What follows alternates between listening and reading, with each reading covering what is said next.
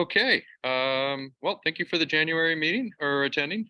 I was asked to go ahead and present an evaluation analysis on the market of sailing. And so I have decided in good practice to go ahead and present just trimarans, which is one of those topics that in my experience tends to not be as discussed as frequently since the catamaran frenzy has still been ongoing. We're going to discuss tonight the current trimaran market.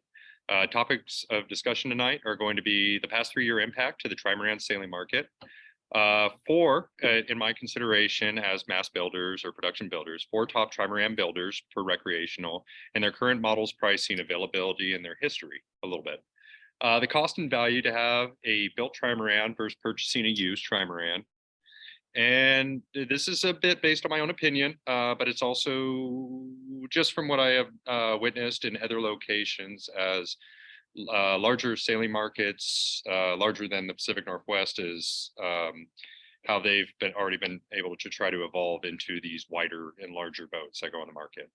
A bit about me. My name is Scott Wallingford. I am the owner of a company called Beyond the Sail Incorporation.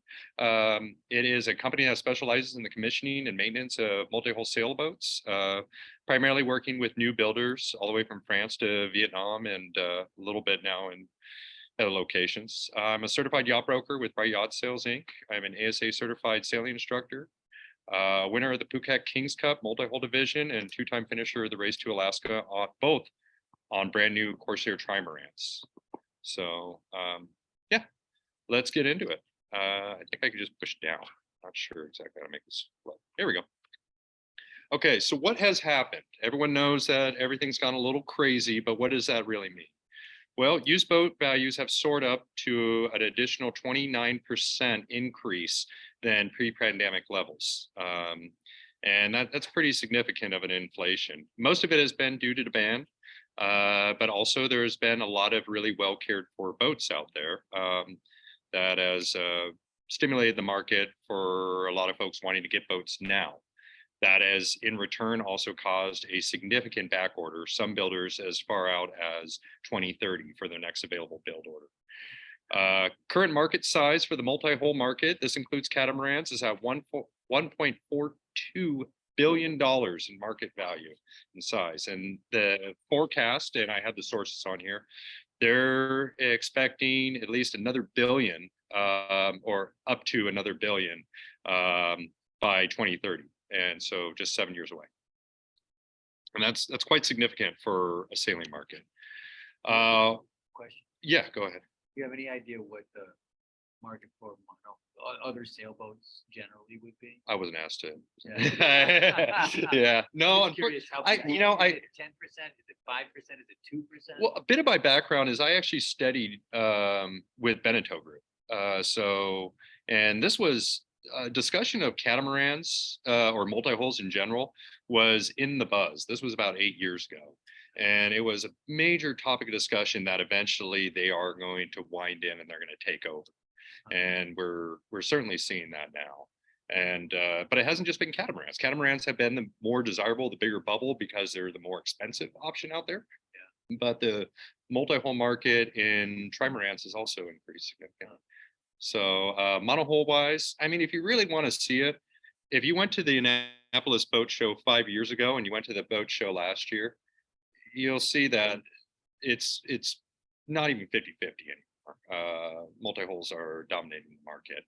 And the Miami Boat Show, which has normally been predominantly a motorboat show, is going to be featuring several multi-hulls, including the new 40-footer Rapido, possibly the new 1370 Seawind, with a very highly anticipated, and another boat is going to be there, but I can't discuss it right now. So yeah, there's that's the change. You said Beneteau is going to take over.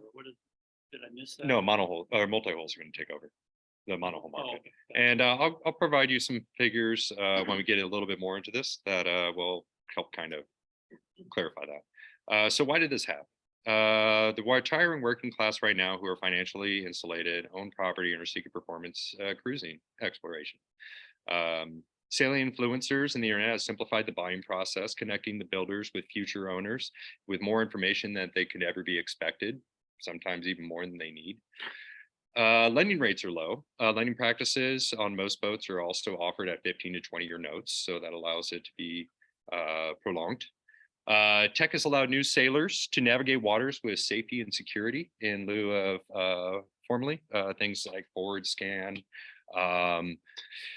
AIS, Halo radar systems. All of them play into safer experiences on the water for folks that don't already have a lot of knowledge on lights or buoy markers or even uncharted territories to them.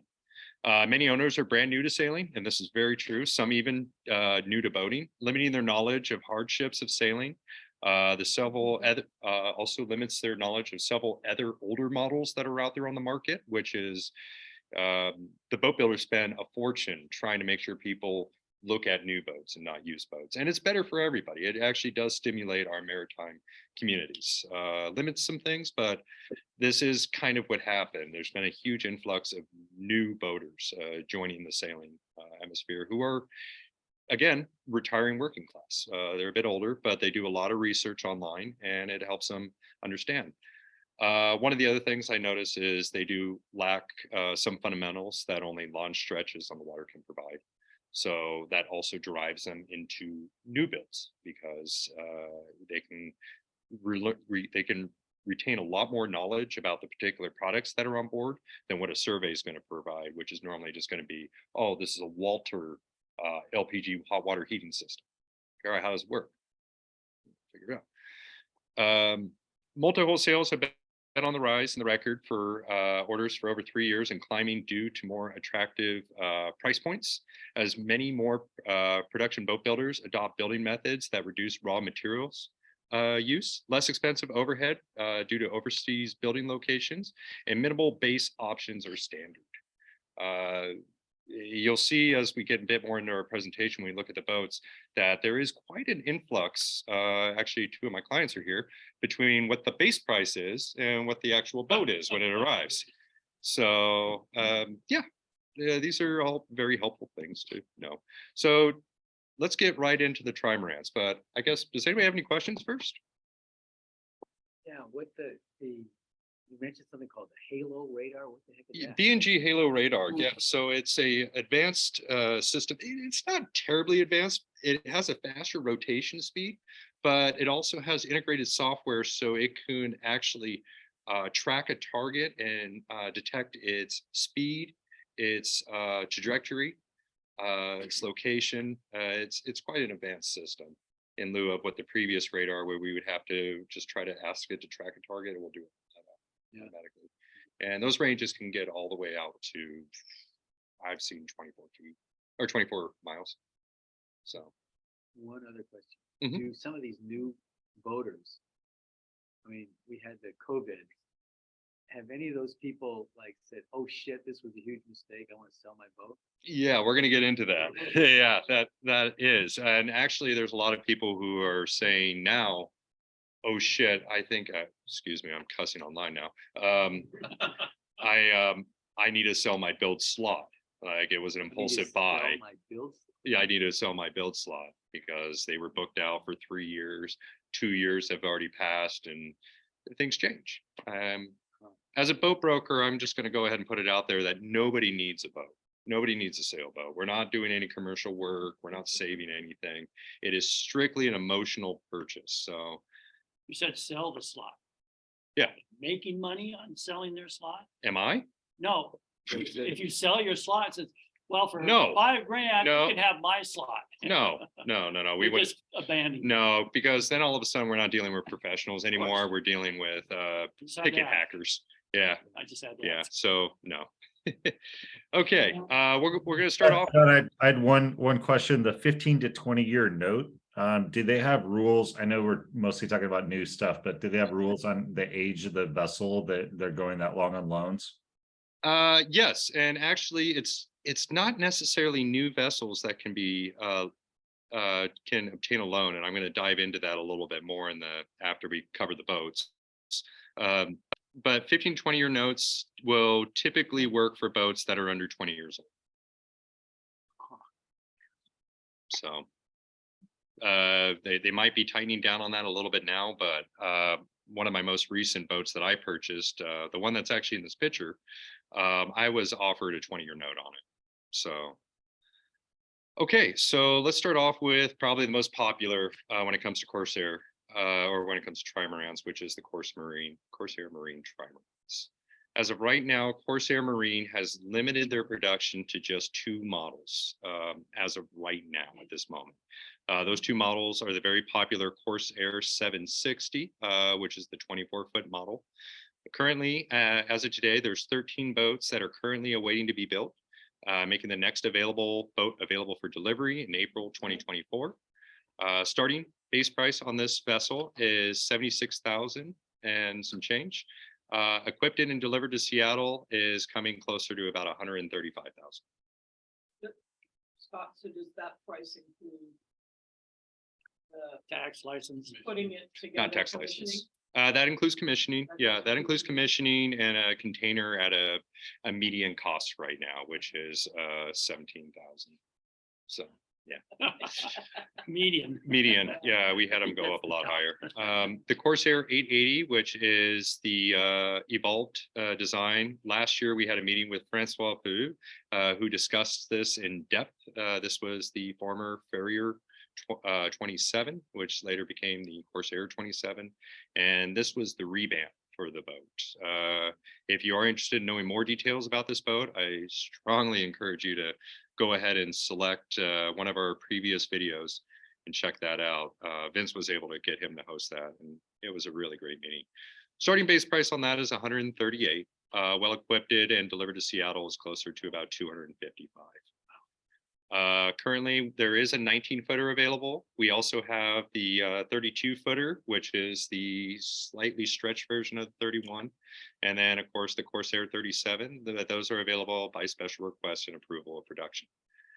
And on the picture is my 2022 Race to Alaska boat. So you said there, Corsair will build you a 31, 32. 32. Yeah, also known as the 970 or the 9.7 meter. Okay. A little bit of history about Corsair Marine Trimarans. It's quite an interesting history. It was founded in 1983 by John Walton. He is the son of the founder of the Walmart, who recruited naval architect Ian Ferrier to adopt and thrive, who abandoned a thriving practice in Australia and moved to California to design boats and oversee production. In 1985, the first Farrier 27 was off the line, and by the year 1995, more than 450 F-27s were produced. In 1991, Farrier designed a scaled-down version of the F-27, the F-24. And this part gets a little complicated. There's a lot of what happened, but the overall aftermath in here. After John Watson left the management role of Corsair Marine and sold his interest to Paul Cush, Ian Ferrier, unplanned, departed Corsair due to disagreements in production and designs, and went on to a solo design, which was his Farrier 31, a stretched F-27 with more headroom. And in 1992, the F-31 won the multi-hull offshore championship and was named Australian Sailboat of the Year. In 2006, Corsair Marine located out of California, Southern California, and moved production over to District 7 of Ho Chi Minh City in Vietnam. And 4 years following, and if you ever want more information on what happened here, it's quite a crazy story. It's worth reading into. In October 2010, Australian boat builders Seawind Catamarans and Richard Ward purchased Corsair Marine Trimarans with the promise of keeping on production, as well as moving their production of their Seawind Catamarans into Vietnam as well. And they have successfully continued to manufacture these beloved trailerable foldable performance sailboats. Since Corsair Marine and naval architect firm Yacht Design Collective with Francois has rolled out a smaller Pulse 600 and the new Corsair Marine 880, replacing the former Corsair 27 F-27. Any questions? They begin folding like back in the early 80s. The very beginning. The very first Always design. folded boats. It was always the practice for Ian Ferrier to make a trailerable boat or a boat that could be folded up and moved into a small slip and then just shot out. Okay, next. Now these boats I actually really like. I've had the joy of sailing them up and down the entire East Coast, and they're quite a hot shot to sail. I know there's probably everybody has an opinion on these things, which is fine, but until you sail one, you never really know what you're looking at. This thing's a powerhouse. The Neo Trimarans. There's 3 models that are currently available for order. There's the brand new 43 that just recently came available, and we'll have those boats. Next one available in November 2024. The existing 47, which preceded the original 45-foot model, which basically started Neo Trimarans. And that we'll have one of those available in February of 2024, and that's starting at 647. And the very large, recently introduced 52, and that will be available in the fall of 2025. And that's a brand new build. I think I'm gonna get that one. Okay. It's Yeah. on your house. Yeah. Gotta sell my house. That was the new 43. Yeah. Yeah, you got to see the 43. Yeah. All deliveries for Neo Trimarans are actually done in La Rochelle. It's a beautiful spot that they have there. And they're building these boats right alongside with all the other major French multi-hull builders too, which is quite cool to see. And the price also includes commissioning and VAT, which is their tax. Estimated delivery costs for the smallest boat, the 43. I recently pulled the numbers. It's about 120,000, and that includes commissioning to bring it over to the West Coast.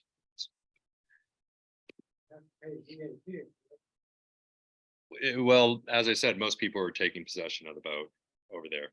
So, Neo Trimarans, founded in 2010 by Eric Bernil, who is also a shareholder of Fontaine Peugeot, which he drafted the first prototype design of the Neo 50. Following year, the Neo 45 was born, a smaller version, and went into production as the first CE certified ocean-rated cruising trimaran. In 2013, with over 26 Neo 45s sold and sailing, the Neo 45 is elected Boat of the Year by Sailing World and the Innovation Award by Cruising World. 2 years, the same trimaran goes to win the ARC Transatlantic Rally Race. Shortly after that, a new production facility opened over at Plateau Nautique in La Rochelle, France. The Neo 51, so an even larger version from the 45 is launched, winning several design awards right at its first year. And a second production facility was made as well to expand with a larger shipyard adjoined, so they can even work outside right there, not just indoors, but they have a massive area right up to the water. It's quite beautiful. The following year, the Neo 47 is unveiled in the winter of the 2019 ARC Plus in all categories combined. And then since 2020, Neo has added 2 new sailing trimaran sizes, the smaller 43, which you pointed out, and a evolution model from the 51, which is called the 52. It's a bit more refined and a lot more customizable options. I think they're trying to dial in a little bit more into the charter market with that.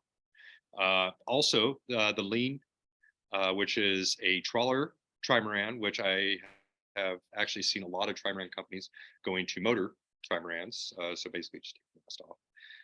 But this is a whole different design, and they offer those now in 56 feet and 72 feet. And it doesn't look like they are going to be slowing down anytime soon. This is quite a young company. There's 2 trimaran companies that you're going to see in this list that are quite young, and this one being one of them. And they both are gaining a lot of traction into the new boat build market. So just a quick question. So you Yeah. probably sail, Seawind. Yeah. So sailing characteristics between the Neo and Seawind. Well, they're 2 different kinds of boats. When it comes to the Neo, you still have a very deep keel that goes under, with majority of the displacement coming from the center hole, and the floats, just like our trimarans, they're there for buoyancy and stability. While a catamaran has equal amount of displacement and most of the time equal amount of weight in both sides. So you you just feel acceleration faster In the deal. in the Neil. And it picks up really well in light winds. The boat is actually manufactured, even though it looks massive, it's actually very lightweight. And a lot of that could also be said because it only has one single diesel in lieu of having two, like a catamaran would have. Upwind performance, pointing. It's a lot like our trimarans would be. I mean, you can certainly hike up really tight in the wind and slow your speeds, or you can just crack off by a couple of degrees and you can really start hauling. They also do a lot of other really clever things. As like most catamarans, their forestay is going to be affixed right to the chain plate in the forward. The Neil, they added a bowsprit and they fixed the Genoa as the forestay, so the jib on the inside can be removed and dropped down, so you get much longer sweeps without having to furl in and furl out like you would on a screecher. Sure. Yeah. So they treat the jib as kind of a staysail almost. Right. And it could still even be equipped with a storm jib too. They use a lot more Dyneema and soft shackles in their system. They use double reef instead of a single line jiffy reef. You can certainly walk around that boat, and when you start sailing it, you can tell that performance was in mind, and it handles that way. Neo has been under a little bit of scrutiny because of their finishing practices, and anybody with eyeballs can see that. This year's model is better. It is, yeah. And as I said, they're still a very young company. They don't have it totally dialed in yet, but I think we're going to see Neil for quite a long time. They make a great boat, and if once again, if we jump back here, if you look at the values, you can have a brand new 43-foot trimaran that is quite well equipped for under $500,000. A 43 that can take you around the world. Yeah, that's pretty good. How does it feel inside versus a 43-foot lagoon? Oh, well, I'm so glad you asked. Now, if you see this upper area, right up there, it basically the upper area, that's where the berth is. And then you also have a forward-facing chart table. You have the galley, and you have the saloon. So it's extremely airy up above, and that's with all the models. Even one of the simplest factors that no one ever really thinks about, if you're sleeping under anchor and you have water slapping against the hull, you're never going to hear it in a Neil because you're always sleeping above the water line. So Is there accommodations in the Amas? yeah, it Single berths just depends on the model. Yeah. on a 43? Yeah, there's two berths. There's one on each side. That AMA looks huge. The what? Yeah, AMA looks huge. They do. Yeah, they are quite massive. Again, I would encourage you. There's also Nick and Megan O'Kelly. They did a video of one of my Neo 47s shortly after sailing Ruby Rose, knocked them. I got them on board to go sailing on one, and they can get you a bit more of an insight of the boat. But I think if anybody is looking to make an investment in a boat and they are looking at performance, that they certainly consider what one of these trimarans, especially on a cruising side, what either the Neil or the other one that I'm going to present can offer. But they are certainly different boats. Okay, the next one, which we'll jump right into it, is the Rapido Trimarans. Now, it's been a little hard for me to get information on everything on these boats. They've been keeping it really close to the chest. But fortunately, my Race to Alaska buddy is one of the project managers, so I was able to get some information from him. If anybody ever has followed Vagabond, they have I believe it's a 50-footer that's being made right now. Sailing Vagabond. So this will be their new boat. And there's quite a really cool intertwined history between Corsair and the folks at Rapido. Not only are they both built in Vietnam, but a lot of the Corsair talent has moved over to Rapido to continue building boats, also in Vietnam. They offer it in three sizes, the 40, the 50, and the 60. Prices start at 700,000 and will climb well above $2 million once it's all optioned. And as of right now, the only thing I could really get was that all weights for the boat are going to be starting in 2020. Starting. Is that a folding design, Scott, or no? You know, I haven't really I haven't seen one yet. The new 40 footer, they're commissioning it right now today in Miami, and that's going to be at the Miami Boat Show. I don't think it does though. I don't see anything. No, they do fold, and they fold with the floats remaining plumb, so you got bottom paint on it. You don't have to bottom paint the side of the float. Like you do with Same way spiders. as Corsair, except somehow they have this little gimmick thing. Yeah, Keep the You've boat seen that? vertical. Yeah, I've seen online. okay. Okay. That's not Dragonfly you're thinking of. No, Okay, okay. and I don't know what size it is, but, and Okay. I think it's an option. I think. Well, we you made get the 30, fixed boats. we made the Corsair 37 and that one folded. I mean, you would have to get a semi truck to pull it, but yeah, so. Okay, I think it's more for mooring, not for trading, Yeah. of course. so anyways, they're a little bleak. This is one of the newer builders out there, founded in 2014 by the former owner of Corsair Marine Trimarans, Paul, and his co-founder, Richard here, who share the passion to design powerful ocean cruising trimarans that only 2 sailors would be needed to control. They felt that there was a really big itch there and that Neil wasn't necessarily scratching it right. There are a couple like Chris White trimarans out there, and I think they kind of carried on that design. You can certainly see it on some of the aspects. So they met up with Peter Melvin, a naval architect with Morelia Melvin Design and Engineering, and the 60 was the first one to be developed. They also really clever to establish their built building.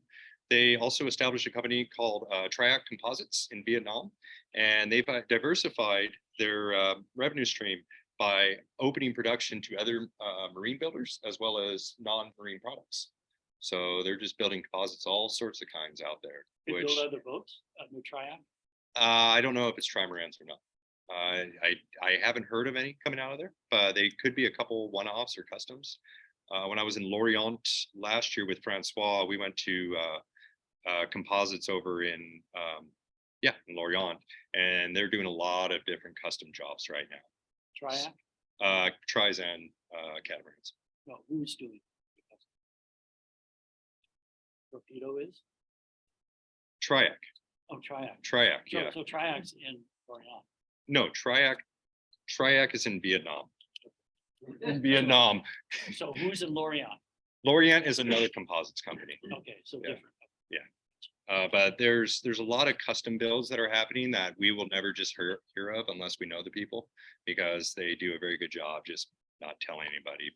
But there is a very big market out there that most people don't see or never will see at the boat shows, that people are building custom boats and hiring naval architects Just individually. doing a custom boat.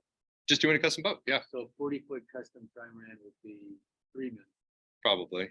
Yeah, but Money to burn. it would be beautiful too. I mean, you would have, yeah, you'd have everything. You'd I have think you could carbon swing it past- bulkheads, tabbing. You'd have everything you would ever want. Beautiful finishing. Yeah, So, Francois, is asking, how many hulls has Rapido shipped yet? I don't have that exact number. As I said, they're not disclosing a lot of information about their boat right now. I think they're waiting for the unveiling of the Vagabond's boat before they really start steamrolling things, which is a very, very smart thing to do. Some manufacturers may have gone a little over their head by making these very, very long build weights. It's not reasonable to think that people are going to wait 6 years for a boat. So especially when other boats are going to be built at that time. And Benetto's group's practice is to evolve their boat every 5 years to keep inventory appearing fresh. I mean, who wants to build a design that's already 7 years old, or a whole design that's 10 years old? It just So is Benetto a parent company of any of these? Benetto Group, no, Benetto Group has no You just hands in say- any of this. Big boat company. They evolve every 5 years. There's nothing to do with multihulls. Okay, I think that's. Is that the Paul Koch who was involved in America's Cup? I don't think so. No, Oh, he's a wonderful guy, though. I mean, from everybody who I've never met him, but all my friends who are friends with him or are building boats with him, they say he's just a wonderful person. So okay. That's quite a few years ago. yeah. So, but he's really been around for a long, long time. I think he's about 40 years in the boat business, boat building business. He's Australian. So, This guy I'm thinking of is American. oh, okay.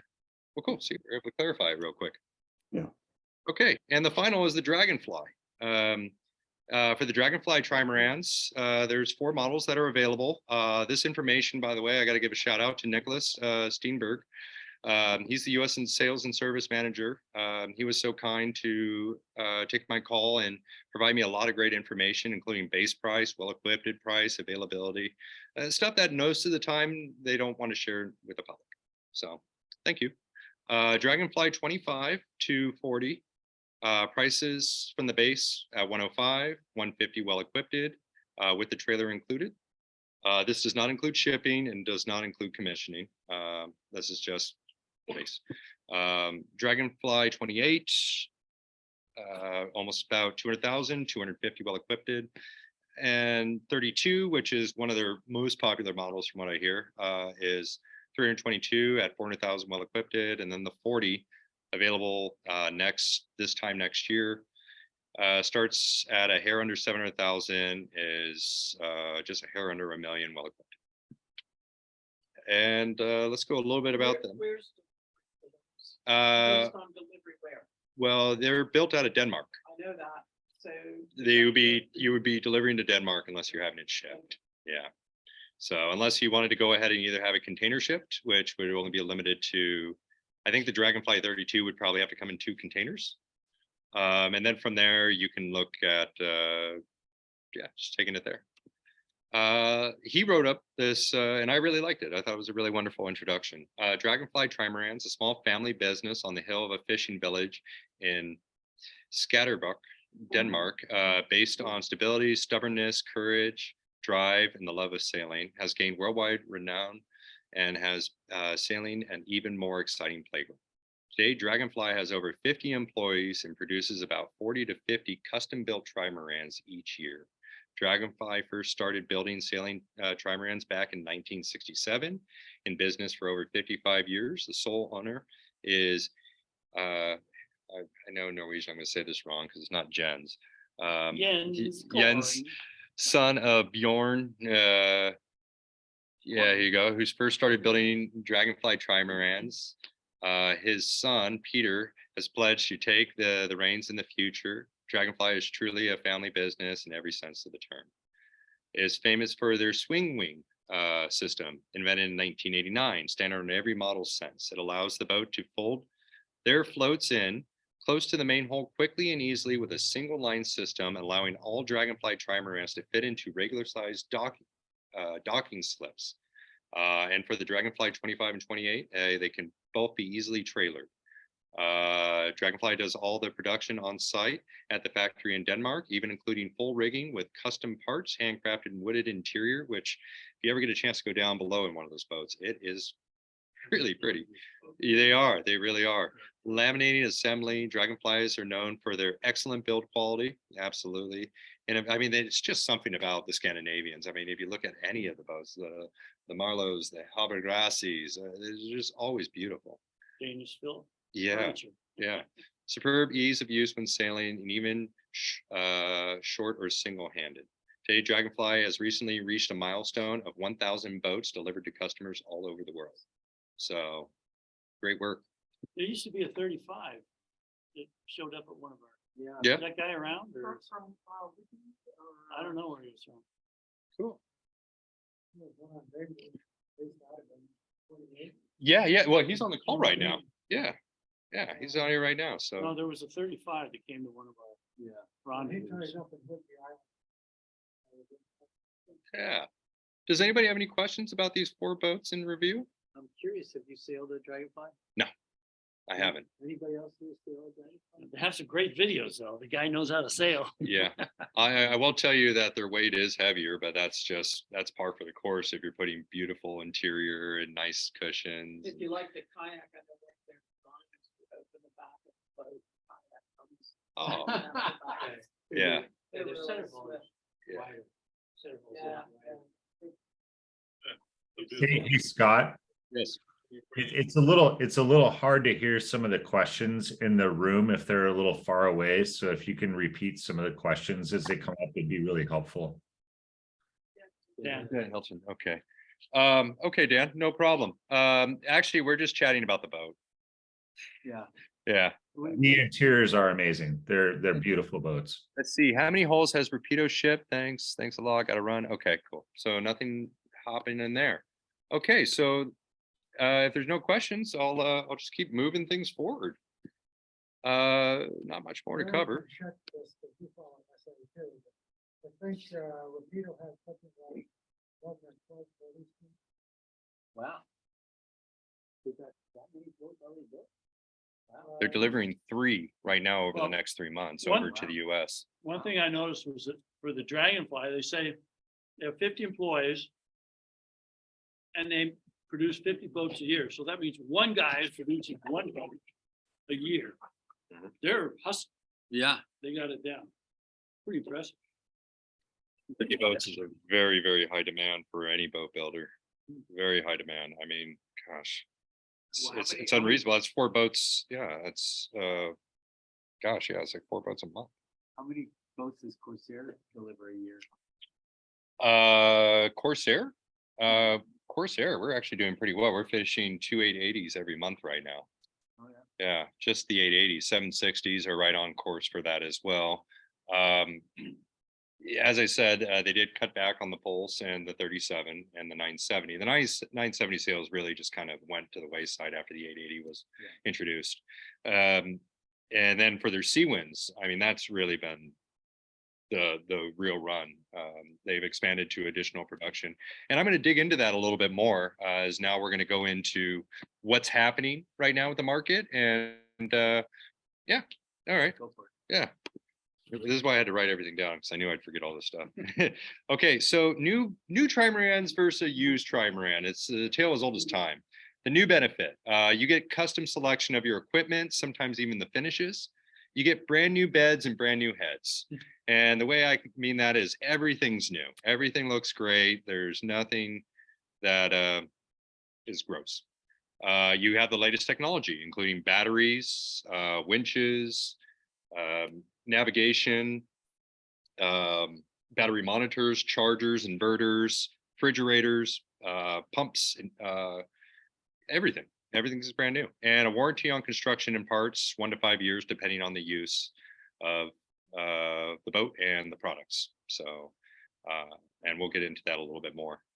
A new disadvantage, especially right now, shipping costs. The boat will have to be shipped since we're not building very many boats in the United States anymore. The first year shakedown, it's not just a rumor, it's true. First year is always kind of a time of figuring everything out with the boat, and that's real. Lending availability for overseas builds. There isn't any lending availability really for overseas builds. There are a couple outfits that will provide, if the builder is okay with it, they will accept a promissory note for 50% of the build. But that boat has to immediately come to the US and be documented, and then a loan will start over on the boat. But most financial institutes based in the United States will not lend money to overseas builders. And of course, the new big disadvantage is wait times. So I can't get a loan on a Neil. Not a brand new one, no. Not unless, I mean, as I said, there are some financial institutions that will provide a promissory note.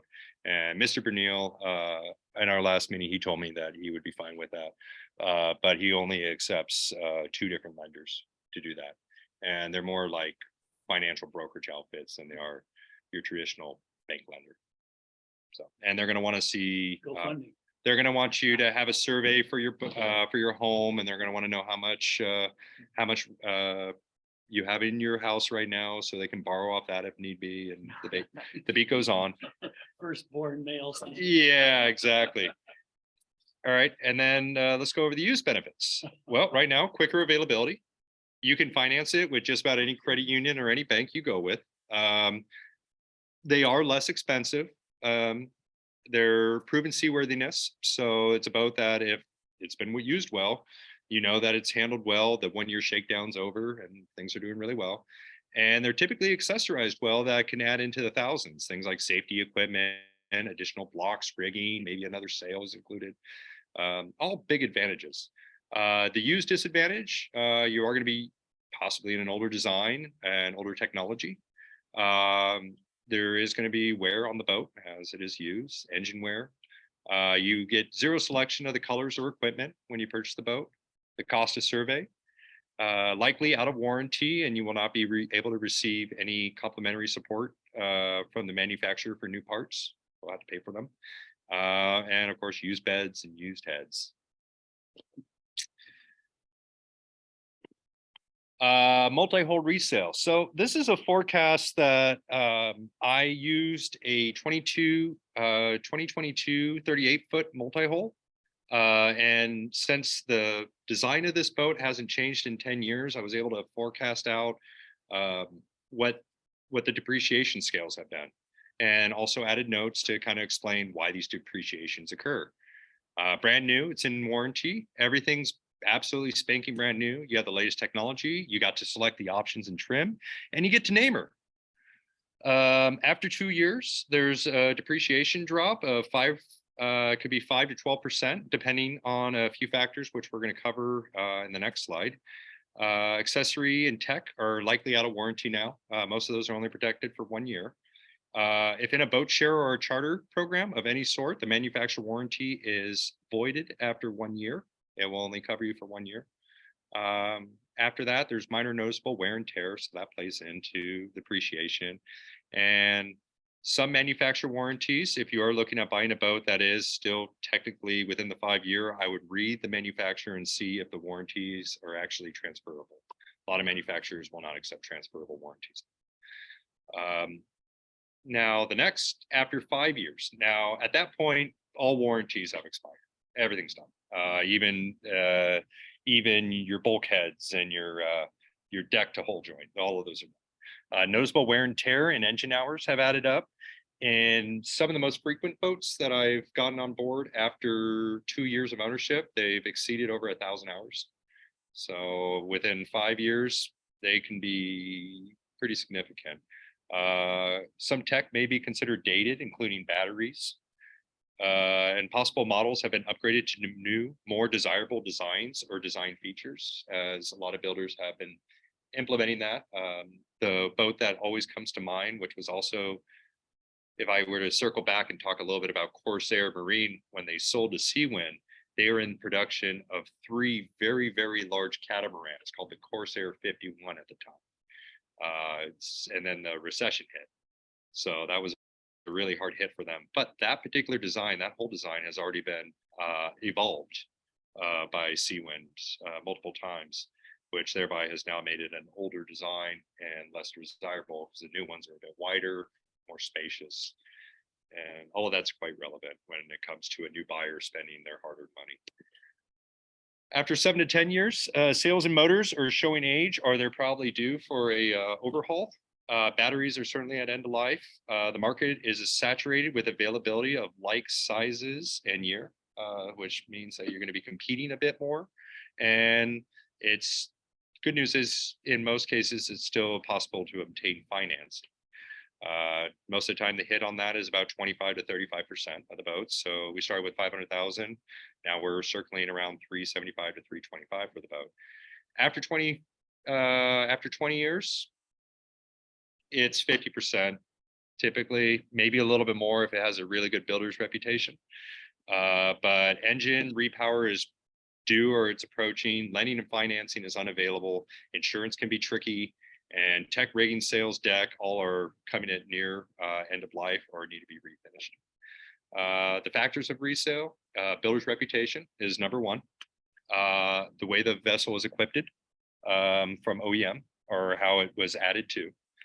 Marketing exposure, it's very real. I mean, that's why all these companies do so well, because they market really well. And it's kind of like a fishing game. You're just trying to have the widest net in the game.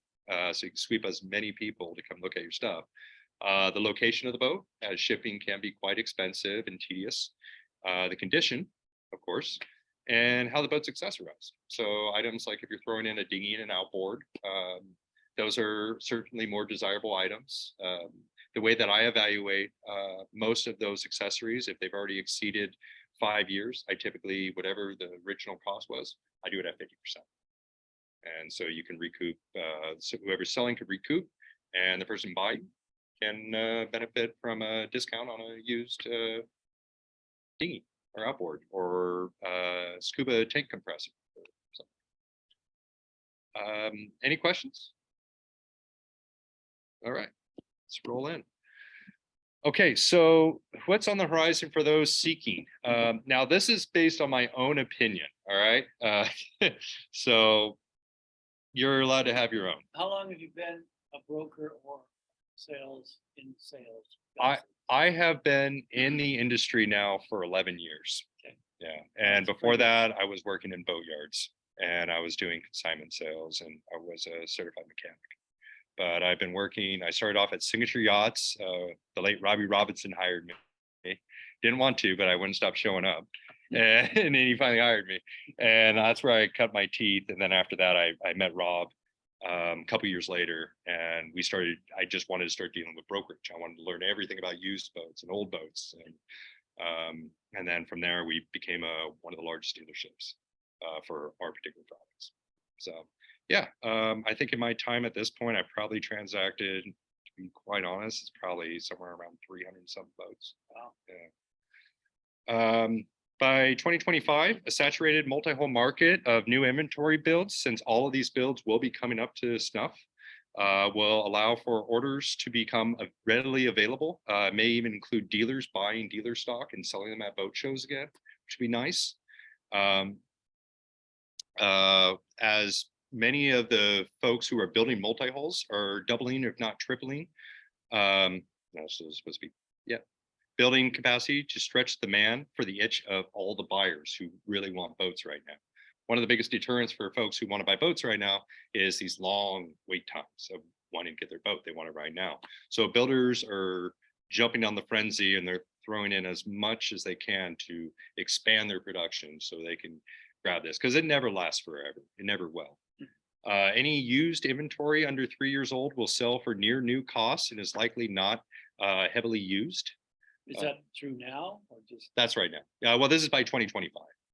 And the reason why I'm saying it's not heavily used is because I'm already selling some of these boats, and majority of the folks who are selling their boat have held them for 2 years and they've already transacted to a different boat.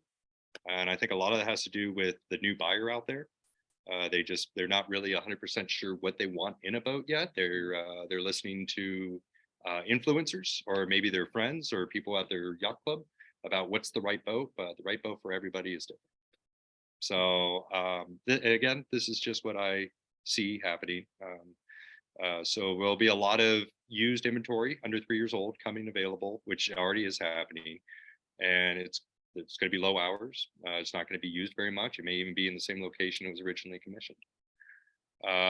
This is the recoil of a buying frenzy, which is already we're in it right now. Marina space will become even more limited and more expensive without proper state provided methods to dispose of derelict watercrafts that have gone unused and uncared for. And we certainly know about that. So talk to us about that. You take Chill Show. There's a lot of boats there that are, but those people are still paying the mortgage. Well, there's nothing else they can do. They can't just stop paying necessarily. I mean, I guess they could, and then the boat will just go to some sort of auction. But then when nobody buys it, then the boat sits there and the marina eats the cost. The city eats the cost. They can't afford to chop it up. Well, there isn't a program for it. There isn't a program at all. The only program that's available right now is there's a derelict program that's available for commercial vessels in the state of Washington. It's a large, tedious application process, and they only accept a few boats every year that the state will actually pay to have recycled or My boat license, I disposed. get nicked $5 or $10 every year for the derelict boat program. yeah. Well, That doesn't help me, it helps. it's a very the commission. passive aggressive way of the state dealing with it. Just kind of like, oh, well, we're just, you should do something about that, but don't do, we're not going to help you with it. And if they really Where does did, that money go? what money?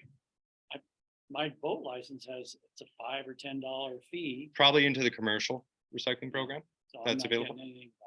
No, no, not at all. Commercial people should pay. So you figure you think mooring fields are gonna start to show up You're getting ahead of me, man. Oh, You're yeah. getting ahead of me, man.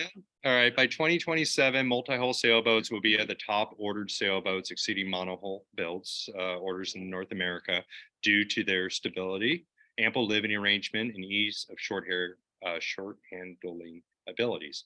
Mooring fields will begin to appear where there was none before, as dock space is even more limited. That's a prediction I have right now. And I've seen it happen on a few locations, and I know a few other locations down in California we've talked about, like, you know, it'd be really nice if we could expand out here and put some of the larger vessels so they're not taking up so much space. Because when you're looking at Shoal Bay Marina, you really have two options. You can side tie on a linear tie, or you take two docks. So, and you do basically where the do you horseshoe think parking. These mooring fields are gonna be. Oh, around here? Yeah. I don't know if they're going to happen necessarily around here, but if they were going to, I'd say they probably, if we were looking at the Puget Sound area, like Shoal Bay, probably the north of Discovery Park, just along that whole channel area right there. That'd be quite an ideal place to put it. And I think a lot of people would jump at it to be able to do that too. Similar to Yeah. Yeah, you Uh, do, Right. Yeah. which is a pain. But Yeah. it does seem like right now the biggest problem is having multiple is where to put it. Right. I mean, seriously, you go around and it's a little difficult. You can find it, Yeah. but you have to work for Rob and I, Rob spends especially a lot of time with this. We're constantly speaking with Salmon Bay Marina, Port of Seattle, trying to find locations that we can use, agreeing You to can't long-term sell a boat, commitments. people can't moor it Oh, somewhere. don't worry about us. We're doing just fine. Yeah. By 2030, prices for used multi-hull sailboats will drop dramatically due to a traditional market, back down to what a traditional market level should be. Inventory availability will be fruitful, and sellers seeking to sell will experience serious competition. I also think that electric motors are going to start to become the norm as new builds, along with weather-resistant laptops and more sailors hitting the water to also work. The waterproof laptop's kind of a joke. You get what I'm saying. With Starlink coming on board, massive battery banks. I mean, it's not uncommon for me now to equip a boat with up to 1,200 amp hours of lithium-ion battery. It has enough capacity to be able to run your air conditioning just on 12-volt battery for about 5 days. I mean, it's a high capacity. So, So what kind of boat would have that?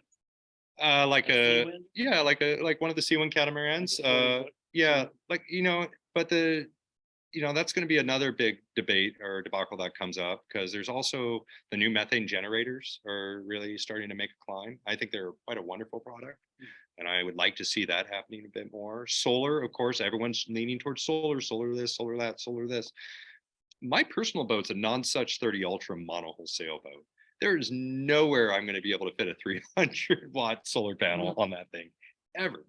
So, and here in the Pacific Northwest, I mean, what good is solar for us anyways? So it's good to have some alternatives, and they're certainly out there. But I think methane generators, maybe very high efficient diesel generators, are going to start dominating the market, as pure watercraft, as Torpedo, and as what's the other big guys out there, Blue something, as they continue to evolve their electric propulsion engines, and everyone is focused on a green energy platform. I believe we're going to see a lot more boats start moving that direction. So what's gonna happen to all these guys who double and triple their production?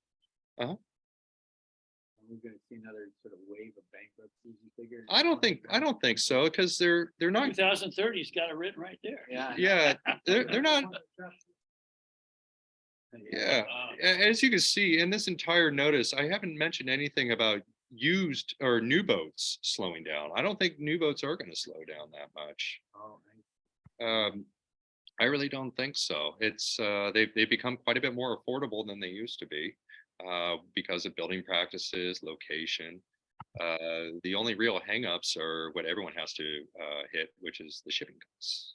So, So you figure that, Yeah. do you figure that there's been sort of permanent increase in the demand for these larger cruising multi-hull? absolutely, Absolutely. And if I were to circle back over to, let's go right back over here, kind of what has influenced that. It's a little slow. Excuse me. Vince, when you and I were born, there was only 4 billion people. Yeah. And the buyers, who they are today, on a scale of 1 to 10, of a 10 being a whipbread sailor and a 1 being I've seen a boat once on a dock, are a lot of our buyers are somewhere right around a 3, a 4, maybe. Some of them maybe even less. They may have a significant other with them that does not have as much passion at reading sailing magazines. And That's nothing new. and that's part of the crew. Where's my wife? Yeah. Here now. So being able to get onto a very flat platform like a catamaran that has a very ample galley, walk around bed. You For, don't live on your ear. yeah, it really does open the possibilities, and also with these very efficient motors that we're already using, the Yamars,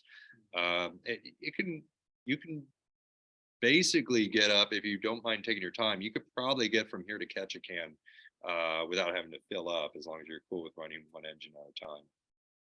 You can really expand your range. All of this equals out to making a safe and easy way to go and hit the water with everything you want, all the comforts. They used to say that when they were building boats that, if you want to sell more boats, add more doorknobs, make more heads. And yeah. Bedrooms. Yeah. So yeah, that's anyways, that's the rough of it. Happy to answer some questions if anybody has anything. Yeah, just real quick on the prediction on the marine balls, going back to that. Mhm. Do you have some kind of insight into the regulatory side of that? I have a feeling that it's Washington State. It's not easy to do No, that. you have the rules. you have Right. the water coverage. Yeah.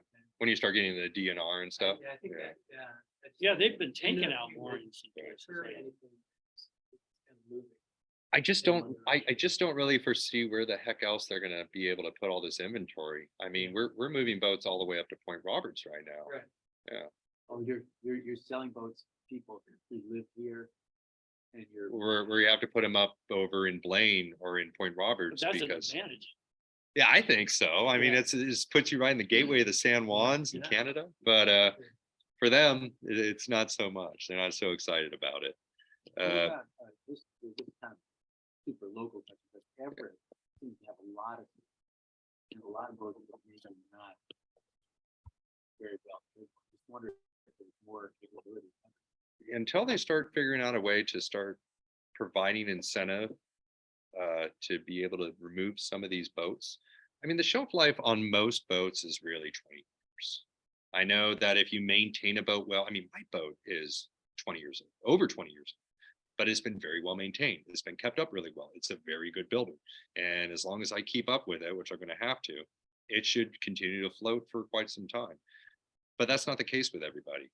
A lot of them haven't paid a lot of attention, and the boats are in a place of disrepair that they can't afford, or they can't do the work So themselves. why don't they just, why don't people abandon boats, walk away, don't pay them, Mhm.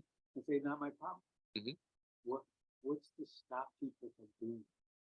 Well, Large contract, there might be some liability. yeah, You're the lawyer. Well, I've never looked at it. Our understanding is that is happening. I'm sure it And is. The challenge is, and you were there, the challenge is. The Marina doesn't have the authority to pick that boat. That's right. Not, The not only, Marina doesn't own them. It's not not their- only the authority, but there's a cost associated with it. who's gonna You're pay gonna the- have somebody come in and take that boat somewhere and dispose of it in accordance with all the environmental blah, blah, blah, blah, blah. That costs something. Who's paying? Right. Yeah, It's a real story. If from what we've learned. Yeah. One of the strategies several marinas have used in the past in California, which has been successful, it cleaned up Marina del Rey quite a bit. They're starting to do it over in like the San Jose, San Francisco area. The one I've just most recently read, you can read up the article too. I believe it was called Oyster Marina, and they are making all the boats leave for a remodel, and that every boat will have to reapply to come back Ah. in. That's the Yeah. famous tenant. Yeah, yeah. So Well, Les Yacht yeah. Marina, They Yeah. rebuilt the South Marina, and there were several small dinghies that the guys just pulled up on the beach, and they sat there for months. I went down and scavenged some nice blocks out. Right. They're just garbage to them. Right. Nobody blamed them. And it would be Like very 470s or whatever, small boats. So the parent, again, we're kind of newcomers on the scene. Yeah. For the whole marina, keeping your boat in the water at a marina. Mhm. And it, it's been interesting for us to learn what the current challenges are with this very issue. That was a bit of a discussion. In our marina. I- in our marina. It's It's a very Skyline. interesting. It's Skyline. Banana quarters. It really Gotta get rid of began. these boats. It They really know began we're with meant- fiberglass construction more than anything. When boats started being made of really thick cord fiberglass, all of a sudden the entire boat can fall apart inside of it, but it will continue to float. Yeah. And that's typically what you see the norm. You see a lot of really old boats that are absolutely green. They're falling apart inside. You can tell they're probably damp and full of water, but they're still floating. Like why do anything? It's still floating. So. Wow. The guy doesn't want to give up the dream. But once those boats do finally have an appropriate way to exit, and we discussed a lot about this with the Northwest Yacht Association. Because for us as being in this business, wanting to sell new product, not being able to offer a place to put their new product is a huge deterrent for folks to say, well, forget about it. I'm not going to drive up to Blaine every single time I want to take an afternoon sail with my family. That is Right. ridiculous. Yeah, Yeah. so until we fix the parking lot, there's not a lot we can do. What do you think about the Corsairs focused on the 880? Those are both really trailerable boats. The 780 are truly trailer. I mean, the bigger, like a 31 is kind of a pain in the ass trailer. The 970. Well, I'll Yeah. tell you, I actually think the 970 and the 880 are still basically about the same. And Yeah. you and I watched the same video or talked to Francois together. The interior capacity of that boat is almost a match. The Yeah. weight is a match. Right. The float buoyancy is a Is a match. yeah. You're basically getting a 970 that's a couple feet shorter but taller. Right. We've certainly noticed that it's been a bit harder to hold those up than what the Farrier 27s were. Right. Yeah. So do you think that's it seems like a good strategy because there's not gonna be any place to moor your boat. Right. Then Right. keeping it on a trailer makes a hell of a lot of sense, It does. Yeah. There's a lot of benefits to that. Not only are you keeping it out of salt water where it can Yeah. get broken down, but yeah, it's in a safer location. It's not But going to it's- get a bunch of fender rash on it. You can grab it whenever you need to. Yeah. So, don't have to worry about all of a sudden a seat cock or a toilet siphon failing and filling your boat full of water. Yeah. So a lot of benefits. So anyways, that was my little spiel. I hope it was informative and helpful for some of you out there. You're always welcome to reach out to me directly. I'm at Wright Yacht Sales. And then also my other company where we specialize in helping folks with shipping and commissioning and those kind of things.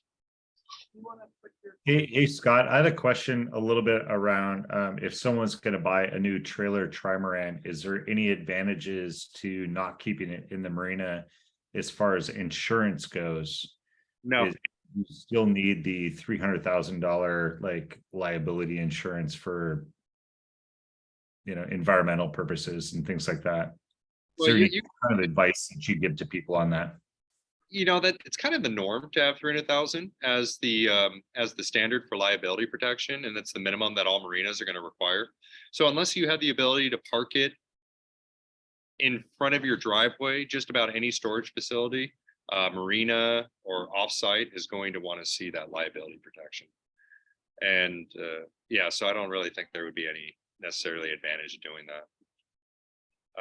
I do know that keeping the boat in the water means you'll use it more. The 880, we've just moved up from a 760 to an 880. And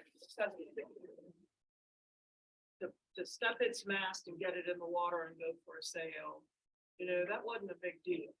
The 880 is a whole nother level of effort. Yeah. And it's not something I would envision saying, oh, I'm gonna take my boat out for a sail every weekend.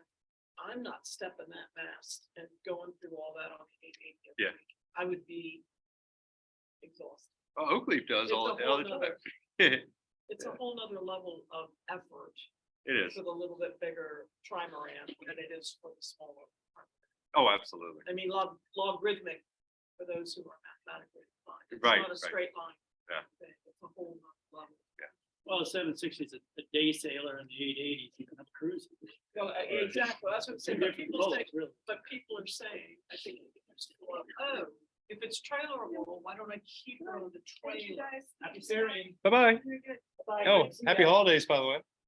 Oh, thank Happy you. holidays, happy new year. See ya. Yeah, so I fully understand that. So that's what- Okay, well, Yeah, I know.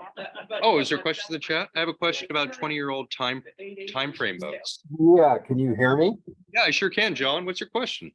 Okay, I have a 2001 Farrier F-36. It's stretched to 40 feet. It was built in Bellingham. Okay. And she was originally called Max Q, if anybody there knows the boat. And we're about a third of the way around the world. We're in New Zealand right now.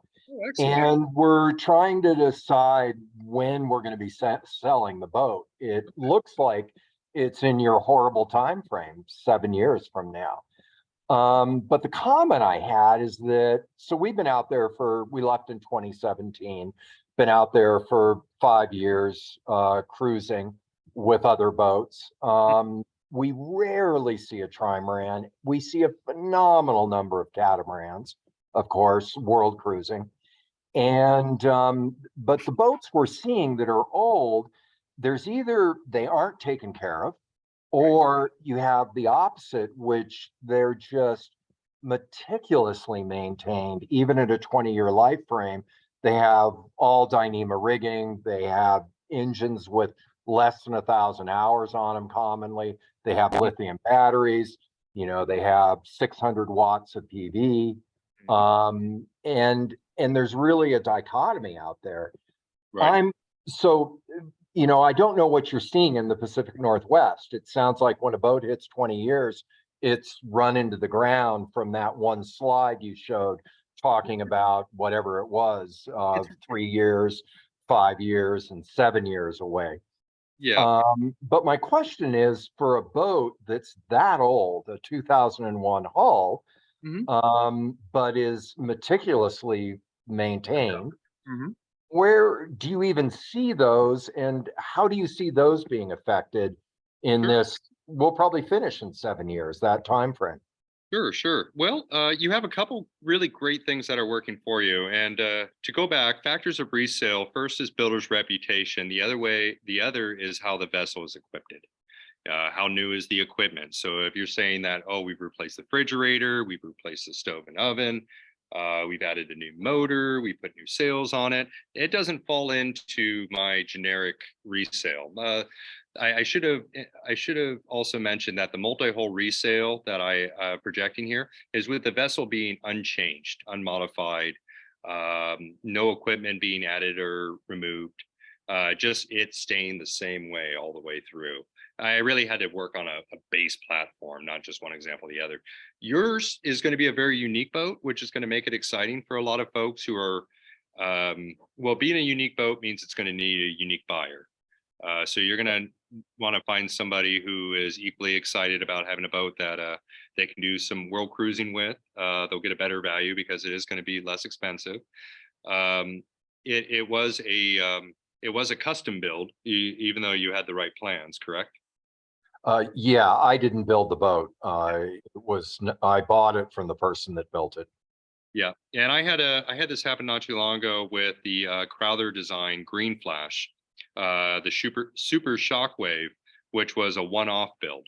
Now, if it was an original Crowther, the boat would have sold for a bit more, but because it was a one-off, and we really couldn't track down a lot of information about the build, it made it a little bit less desirable for a lot of folks. They were a little scared of it.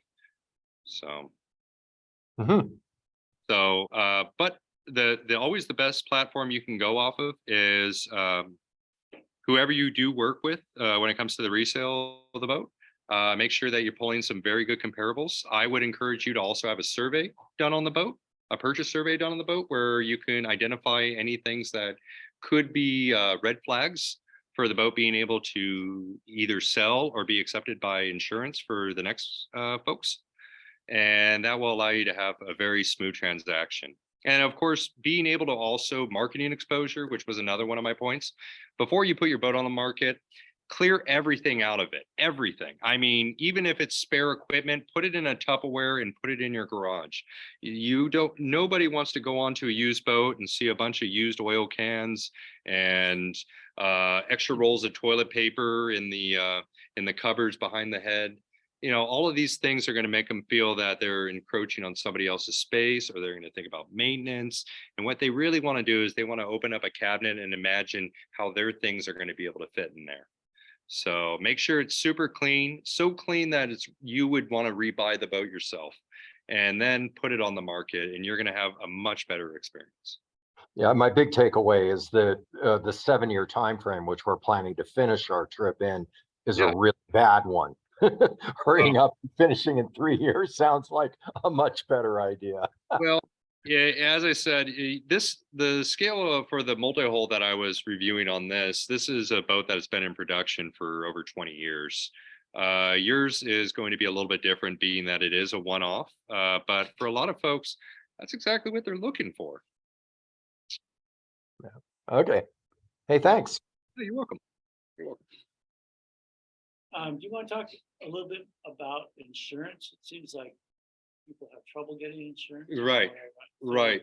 Yeah. Have you had some sales that have been slowed or stopped even by? I have. And used boats that we're probably talking about used boats. Used and new. Yeah. Used and new. Tell us some stories. Well, the only thing I could really recommend is for folks who don't have a lot of sailing experience, don't tell your sailing broker you're sailing to Tahiti. Yeah, it's so dumb. And until you're very sure you are leaving and you're going to Tahiti, just don't have that conversations with them. Most places are going to want to restrict your travel to no more than 30 miles offshore.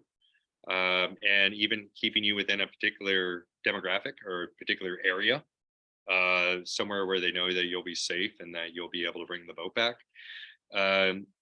If you do not have a lot of sailing experience and you're having problems with insurance, go and get ASA or US Sailing certified in a few courses.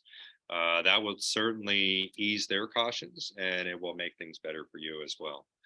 Yeah, I mean, you're playing with your lives out there when you're asking for this machine to handle the weather with you, and it really doesn't take a lot to go and give a couple, like 4 hours twice a week to top off your education.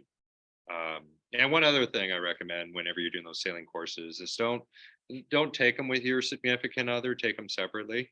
It's just in the character of my students. It's in the character of my students, if they come in together, that they want to help each other out. And unfortunately, when you correct your significant other, the learning stops. And then they become order takers, or they wait for your instruction. And that's not really a proper way to learn to sail. So that would be another recommendation. But all of those things are going to lead for you being safer on the water, and the insurance will be more likely to accept you. But again, go on a case-by-case basis. I would encourage that you start off your policy and telling them, I'm just staying around my local areas. We're not going to sail at night. And go out and have fun. If things start to change and you are going to start leaving your local area, or you are going to sail at night, update them. But hopefully you already have a little bit of rapport with them and they haven't had to file a claim. So. Now, are you talking about policy specifically for boats by boat policy manufacturer, whatever? Sure. Or are you talking about, because Geico, Progressive, of course, those guys. a lot of times you have a home, home insurance. Yeah. Like Allstate or whatever, you don't actually do a boat loan.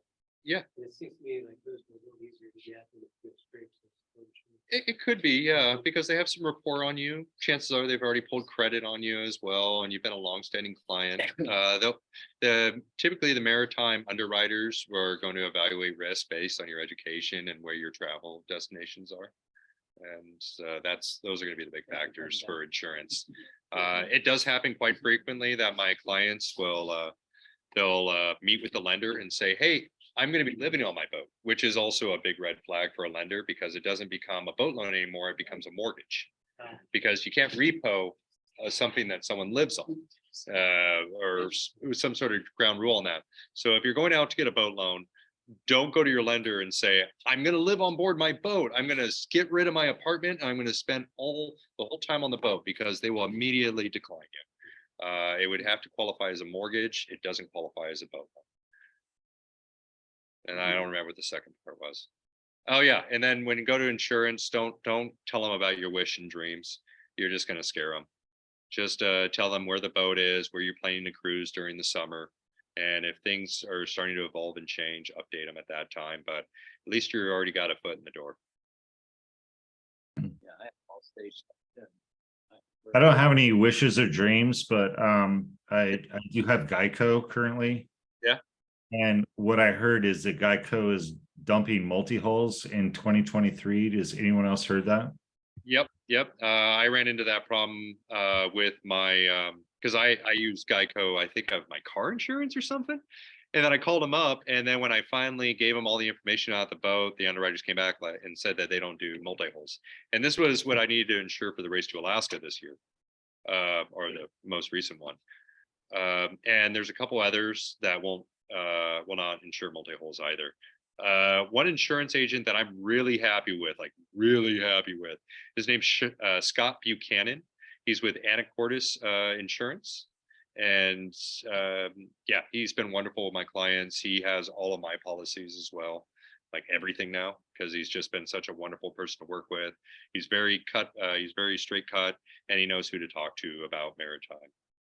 Yeah, maybe we should start a thread on the group chat or something like that on who has what insurance, because currently I go through Novamar that underwrites through Geico. Okay, well here I'll go ahead and throw Scott Buchanan's in the chat real quick. Yeah, that would be super awesome because my boat is 55 years old and almost uninsurable, but in great shape. It's not necessarily what I'm going to do with it because I definitely have the experience and the credentials, but I'm just nervous about it for some reason. Yeah. Talking about liability only. Are you talking about liability only? Those are two different things. I mean, you weren't able to get a liability policy, or were you not able to get it? I'm sorry, Jeff, I can't hear you, buddy. That's okay. I was just, Scott. He just wants to know if you were trying to get liability only, or if you're trying to get both liability and casualty. I'm trying to sail Tahiti. No, I'm just kidding. No, I just needed to prove to my my Marina that I have insurance up to that 300,000, and they're starting to dump people left and right. So Yeah, there's been on sailing one of the, I think it was on the F-boat list about availability of liability only policies. And it's not clear to me that you can actually get liability only very easily for a boat. But that would be a question, because that's what the Marina wants. yeah, exactly. I can speak to that because we've gotten several insurance policies over the last 5 years, and you definitely can still get liability only. And 300,000 is an insanely low level. If you're out in the world, the minimum now in New Zealand is 5 million New Zealand dollars, which is still like, I don't know, 60% of that, 3 million our money. And if you go to Australia, most of the marinas are at 10 million minimum liability. And that's because of some large fires that have happened, unfortunately, with lithiums and other boats burned in the marinas there. So in the South Pacific, we're starting to see this huge increase of minimum liability. Most of the cruisers I see can only afford liability insurance. In the case of our boat, it went from 1,300 a year for a worldwide policy to 1,700, and a full hull coverage, which they will give us, is 16,000 a year, to give you some ideas. But we can find multiple insurers. A really good company is in Maryland, the Cowrie Group. They work with Jackline, and they'll write you a liability policy, I'm sure, if you're hard up for one. And 300's is really easy. And Take care, Elizabeth. Happy New Year. So mine, just real quick, this is Jeff again, and my understanding, like, the reason why it works for them is because home, car, and an umbrella policy. So, it's the umbrella policy that kind of makes them okay with sticking the boat on there. Whatever. So far, so good. At least with that. And my understanding in talking to them was the umbrella policy kind of in combination with the returns. Take that for what it's worth. Well, we'll probably wrap it up here, guys. Hey, it's almost 9 o'clock. Thank you all for attending. Really, really appreciate it. Thank you, Scott. yeah, thanks. Yeah. Jeff. Around the block. Yeah, good God.